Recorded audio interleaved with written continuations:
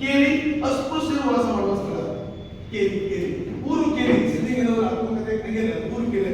ಊರು ಮತ್ತು ಕೇರಿ ಇರುವಂತ ವ್ಯತ್ಯಾಸಗಳನ್ನ ಬರ್ಕೊಂಡು ಊರಿನಲ್ಲಿ ಅಸ್ಪೃಶ್ಯ ಜನಾಂಗದವರು ಬರ್ಬೇಕಾದ್ರೆ ಕೇರ ಹಾಕಬಾರ್ದು, ಚಪ್ಪಲಿ ಹಾಕಬಾರ್ದು, ಪಂಚೆ ಬಿಟ್ಕೋಬಾರ್ದು, ಎತ್ತುಗಾಡಿ ಬರಬಾರ್ದು. ಊರಲ್ಲಿ ಗೊತ್ತಲ್ಲ, ಇದು ನಿರ್ಬಂಧ ಮಾಡುತ್ತೆ. ಅಗ್ರಹಾರ ಅಗ್ರಜರು ವಾಸ ಮಾಡುವ ಸ್ಥಳ, ಹಿರಿಯರು ವಾಸ ಮಾಡುವ ಸ್ಥಳ, ಜಮೀನ್ದಾರರು ವಾಸ ಮಾಡುವ ಸ್ಥಳ, ಪುರೋಹಿತ ಸೇವೆ ವಾಸ ಮಾಡುವ ಸ್ಥಳ ಊರು. ಕೇರಿ ಅಸ್ಪೃಶ್ಯರು ವಾಸ ಮಾಡುವ ಸ್ಥಳ ಅಲ್ವಾ? ಇದು ಅರ್ಥ ಆಗುತ್ತೆ ನಮಗೆ. ಊರು ಕೇರಿ ಅರ್ಥ ಆಗುತ್ತೆ ನಮಗೆ. ಅದರಿಂದ ಅಸ್ಪೃಶ್ಯರು ಯಾರು ಅಂತಂದ್ರೆ ಅಲ್ಲೂ ಊರಲ್ಲೂ ಆರ್ಥಿಕವಾಗಿ ದುರ್ಬಲರಿದ್ದಾರೆ, ಊರಲ್ಲೂ ಸಾಮಾಜಿಕವಾಗಿ ಏನೋ ಸ್ವಲ್ಪ ಸಣ್ಣ ಪುಟ್ಟ ಪ್ರಮಾಣ ಇದ್ದಾರೆ. ಆದ್ರೆ ಅವರು ಸಾಮಾಜಿಕವಾಗಿ ಧಾರ್ಮಿಕ ಶ್ರೇಷ್ಠ ಆಗಿರ್ತಾರೆ. ಕೇರಿಯಲ್ಲಿ ಎಷ್ಟೇ ಶ್ರೀಮಂತ ಆಗಿದ್ರು, ಎಷ್ಟೇ ಪ್ರಬುದ್ಧನಾಗಿದ್ರು, ಕೇರಿ ಅಂದ್ರೆ ಅಸ್ಪೃಶ್ಯರು. ಇದು ಇಂಥ ಅಂಶಗಳನ್ನು ಇಟ್ಟುಕೊಂಡು ಸಿದ್ಲಿಗೇಡವರು 1974ರಲ್ಲಿ ಹೊಲಮಾದಿಗರ ಹಾಡನ್ನು ಬರೀತಾರೆ. ಈ ಹೊಲಮಾದಿಗರ ಹಾಡು ಏನಾಯ್ತು? ಬಸವಲಿಂಗಪ್ಪ ಹೇಳಿದಾಗೇನೆ ಈ 2,500 ವರ್ಷಗಳ ಕನ್ನಡ ಸಾಹಿತ್ಯ ಚರಿತ್ರೆಗೆ ಹೊಸ ದಿಕ್ಕನ್ನು ಕೊಟ್ಟಿತ್ತು, ಹೊಸ ಪರಿಣಾಮವನ್ನು ಬೀರಿತು, ಹೊಸ ಸಂಚಲನವನ್ನು ಮೂಡಿತು. ಶತಮಾನಗಳ ಕಣ್ಣಲ್ಲಿ ತುಂಬಿದಂತ ನೀರಲ್ಲ, ರಕ್ತವನ್ನು ಕಾಡ್ತು. ಶತಮಾನಗಳಿಂದ ನಾಲಿಗೆಯಲ್ಲಿ ಹೊರಬರಲಾಗದೆ ಒಳಗೆ ಮೂಕವಾಗಿದ್ದ ಮೂಗಿನ ಸೇಡಿನ ರೀತಿ ಅದು ಹೊರಹೊಮ್ಮಿತು. ಹಲ್ಲು ಕಚ್ಕೊಂಡು ಹೊರಹೊಮ್ಮಿತು, ತುಟಿ ಕಚ್ಕೊಂಡು ಹೊರಹೊಮ್ಮಿತು.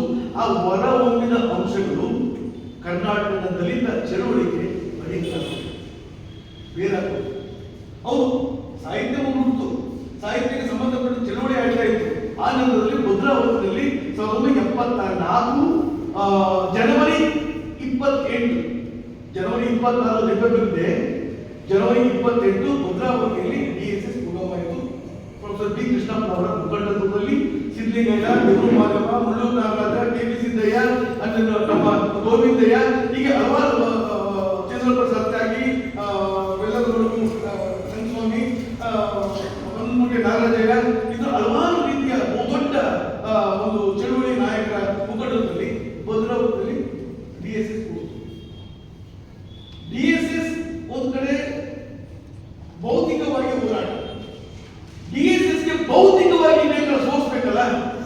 DSS ಭೌತಿಕವಾಗಿ ಹೋರಾಟ, ಅದು ಬೆತ್ತಲ ಸೇವೆ ವಿರುದ್ಧ ಹೋರಾಟ ಮಾಡ್ತಿದೆ, ಅಸ್ಪೃಶ್ಯತೆ ವಿರುದ್ಧ ಹೋರಾಟ ಮಾಡ್ತಿದೆ, ಸಾಮಾಜಿಕ ಸ್ಥಿತಿಯ ಬಗ್ಗೆ ಹೋರಾಟ ಮಾಡ್ತಿದೆ, ಶಿಕ್ಷಣದ ಬಗ್ಗೆ ಹೋರಾಟ ಮಾಡ್ತಾ ಇದೆ. ಇದಕ್ಕೆಲ್ಲರಿಗೂ ಇದು ಭೌತಿಕ ಹೋರಾಟ. ಇದಕ್ಕೆ ಭೌತಿಕ ಹೋರಾಟ ಏನು? ಸಾಹಿತ್ಯ. ಆ ಸಾಹಿತ್ಯ ಪ್ರಕಾರದಲ್ಲಿ ಬಂಡಾಯ ಸಾಹಿತ್ಯಗಳು ಬಹಳ ಮುಖ್ಯ. ನಮಗೆ ನವ್ಯ ಸಾಹಿತ್ಯ ಕರಿತೀವಿ, ನವೋದಯ ಸಾಹಿತ್ಯ ಕರಿತೀವಿ, ಪ್ರಗತಿಪರ ಸಾಹಿತ್ಯ ಕರಿತೀವಿ. ಹಾಗೆ ನಾವು ಬಂಡಾಯ ಸಾಹಿತ್ಯ, ನವ್ಯ, ನವೋದಯ, ಪ್ರಗತಿಪರಗಳ ಸಮ್ಮಿಶ್ರಣವಾದ ಬೇರೆ ಬಂಡಾಯ ಸಾಹಿತ್ಯ. ಏನು ನವ್ಯ ಅಂದ್ರೆ ಏನು? ನವ್ಯ ಸಾಹಿತ್ಯ ಅಂದ್ರೆ ಏನು? ಯಾಕಾಗ ನವ್ಯ ಅಂತ ಕರೀತಾರೆ ಅಂತ ನೋಡ್ಕೋಬೇಕು ನಾವು. ನವ್ಯ ಅಂದ್ರೆ ಏನಂತಂದ್ರೆ ಇದು ಆಗಾಗಲೇ ಭಾರತದಲ್ಲಿ ಬ್ರಿಟಿಷರು ಬಂದು ಭದ್ರವಾಗಿ ಬೇರೂರಿದ್ದರು, ಆಳ್ವಿಕೆ ಮಾಡಿದ್ದು 280 ವರ್ಷಗಳ ಕಾಲ ಆಳ್ವಿಕೆ ಮಾಡಿದ್ದರು. ಇಲ್ಲಿ ಭಾರತದಲ್ಲಿ ಶತಮಾನಗಳಿಂದ ಯಾರು ಏನು ಕಲಿಯಬಾರದಾಗಿತ್ತೋ ಅದನ್ನ ಕಲಿಸಿದ್ದರು.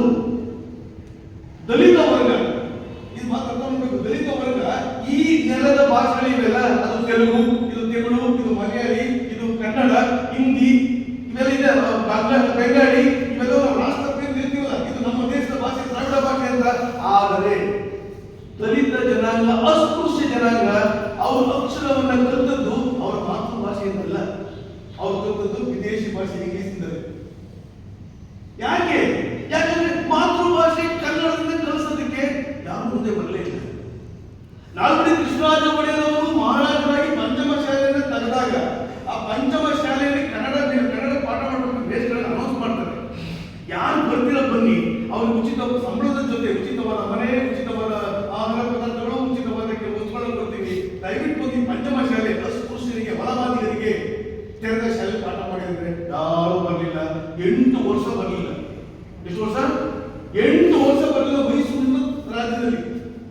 ಆಗ 8 ವರ್ಷ ಆದ ನಂತರ ತಲಕಾಡು ರಂಗೇಗೌಡರವರು, ಒಬ್ಬ ಗೌಡ ಸಮುದಾಯದವರು, ಅವರು ನಾನು ಪಾಠ ಮಾಡ್ಕೊಂಡು ಮೊದಲು ಕನ್ನಡದ ಬೇಸ್ಟ್ ಆಗಿದ್ದರು ದಲಿತ ಸಮುದಾಯಕ್ಕೆ. ಇಂಥ ದುರಂತದ ಭಾರತ ನಾವು ವಾಸ ಮಾಡ್ತಾ ಇದ್ದೀವಿ. ನನ್ನ ನೆಲ, ನನ್ನ ದೇಶ, ನನ್ನ ಗಾಳಿ, ನನ್ನ ಧರ್ಮ ಇರುವಂತ ದೇಶ, ನನ್ನ ಸಂಸ್ಕೃತಿ ದೇಶದಲ್ಲಿ ನಾವು ಅನಾಥರಾಗಿದ್ದೀವಿ. ಅನಾಥರಾಗಿ ಅಜ್ಞಾನಿಯನ್ನಾಗಿಸಲಾಗಿತ್ತು. ನಾನು ಜ್ಞಾನಿ, ನಾನು ಧರ್ಮವಂತ, ನಾನು ಸಂಸ್ಕೃತಿವಂತ.